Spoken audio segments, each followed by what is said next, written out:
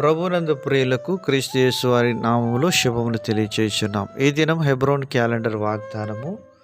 దేవా, నీ సింహాసనము నిరంతరం నిలుచును, నీ రాజదండము న్యాయార్థమైన దండము. కీర్తనల గ్రంథము 45వ అధ్యాయము 6వ చరణంలో మరి దైవజనుడు కోరాహు కుమారులు రచించిన కీర్తనగా, ప్రేమను గూర్చినటువంటి కీర్తనగా ఈ గీతాన్ని వారు దేవుని ఆరాధిస్తూ ఉంటున్నారు.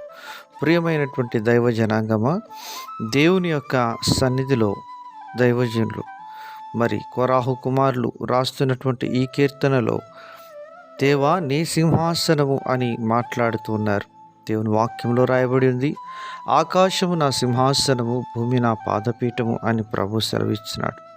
సింహాసనము దేనికి గుర్తుగా ఉంది? దేవుని యొక్క రాజ్యమునకు గుర్తుగా ఉంది.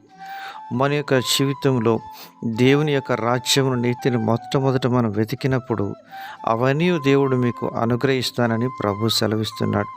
ప్రియమైనటువంటి దేవుని ప్రజలారా, దేవుని యొక్క సింహాసనమును మనము, ఆయన రాజ్యమును, నీతిని వెతికినప్పుడు మనము అన్నిటినీ స్వతంత్రించుకునే వారంగా ఉంటామని దేవుని వాక్యం సెలవిస్తాం. నీ రాజదండము న్యాయార్థమైన దండము. నిజమే, ఆయన యొక్క రాజదండము న్యాయార్థమైనది.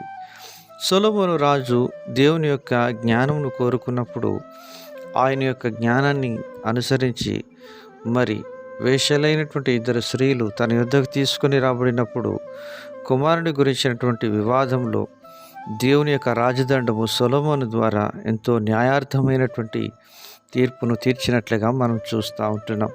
ప్రియమైనటువంటి దేవుని ప్రజలారా, దేవుడు వాక్యం ఈ విధంగా సెలవిస్తూ ఉంటున్నది.